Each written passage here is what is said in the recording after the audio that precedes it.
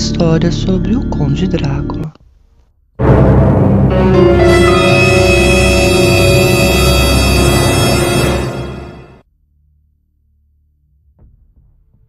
Muito se fala sobre ele, mas pouco se sabe sobre e como surgiu essa história. O empalamento era seu principal meio de execução. Dessa forma, era conhecido como Vlad o Empalador.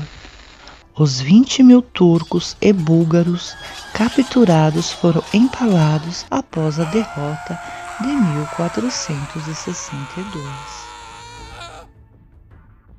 A ausência de fotos nas igrejas medievais na região sugere várias tentativas de apagar da memória o Drácula da Romênia, especialmente na época de Nicolae Ceausescu, permanecendo em torno da figura vista como justiceiro e responsável pela independência nacional.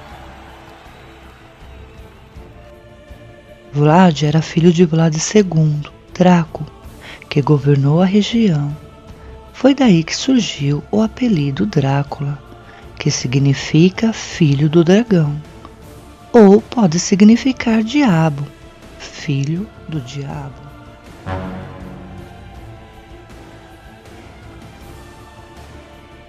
E é em busca deste outro tempo que as pessoas buscam pelas rotas que levam um personagem envolto em grande mistério, Vlad Tepes.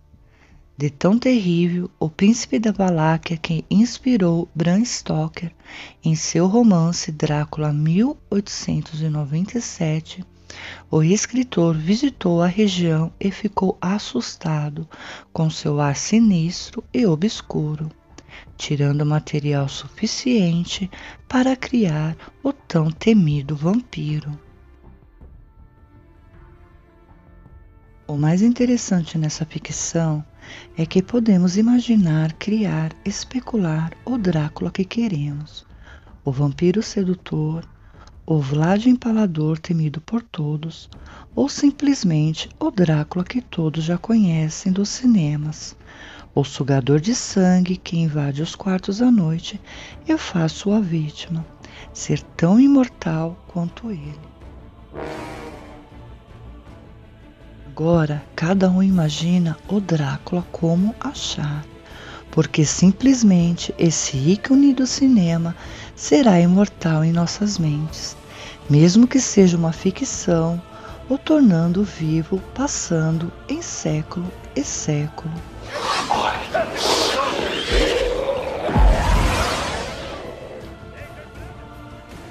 O autor irlandês não exagerou quanto à cidade onde Vlad nasceu. É tão graciosa, sedutora quanto amedrontadora.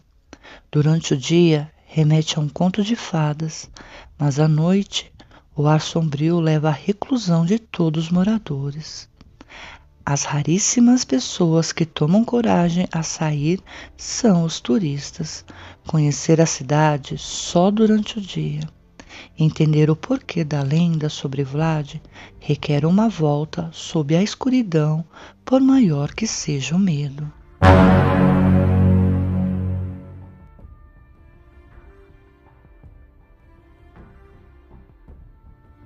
Foi Bram Stoker que tornou famoso o Castelo de Bran, na Transilvânia, associando o local ao Drácula. A fortaleza construída em 1211 era bem parecida com a descrição do castelo do vampiro de Stoker e foi interpretada como a real ex-moradia de Drácula. Ninguém sabe se Vlad chegou a conhecer o castelo de verdade, mas alguns especialistas garantem que Vlad ficou lá por cerca de 10 dias, como prisioneiro da Hungria em um dos aposentos no recinto. O tão temido vampiro, conhecido mundo afora, dentro da Romênia, é visto como um patriota e herói. O príncipe Vlad III viveu de 1431 a 1476. Foi essencial na luta contra os turcos. Sua forma é na justiça. Crimes ou ofensas eram punidos com a morte. Começamos por Transilvânia, moradia do Conde Drácula, que em latim significa além da floresta, a montanhosa região na parte centro-norte da Romênia. Cidades características como Sinaia, Brasov. Ainda conserva áreas medievais e passa a impressão que parou o tempo.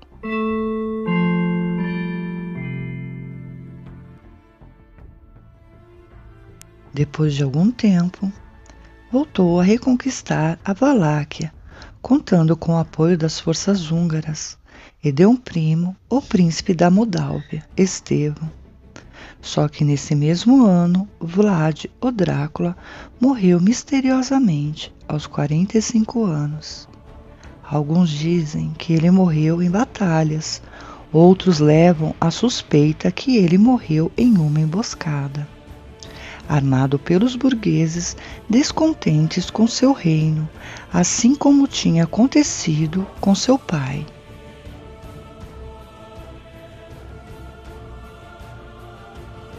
Porém, depois de algum tempo, a glória de Vlad acabou.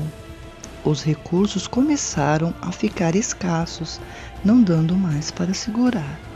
Um ataque otomano tirou Drácula do poder. Assim, não tendo outra opção, fugiu para o Império Húngaro, onde ficou preso por 12 anos. O mais incrível é que o escritor Bram Stoker nunca pisou na Transilvânia, mas relatou o caminho e como era o castelo do Conde Drácula. O castelo foi construído com a mão de obra de prisioneiros, estando em ruínas nos dias de hoje. Uma parte desmoronou no século XIX e caiu no rio Arges. Os restos mortais de Drácula também geram discussões. Tem quem garanta que eles estejam na ilha de Snagov, uns 30 quilômetros da capital, Bucareste. Examinaram uma ossada encontrada e não era dele. Outros dizem que a cabeça de Vlad III foi separada de seu corpo e levada pelos turcos, como prova de sua morte.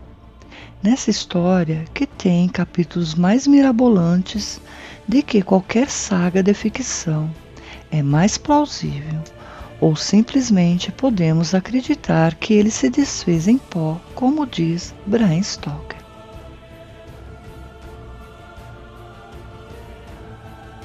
O fato de Drácula sugar o sangue e a vitalidade dos outros é uma velha lenda que existe desde a antiguidade.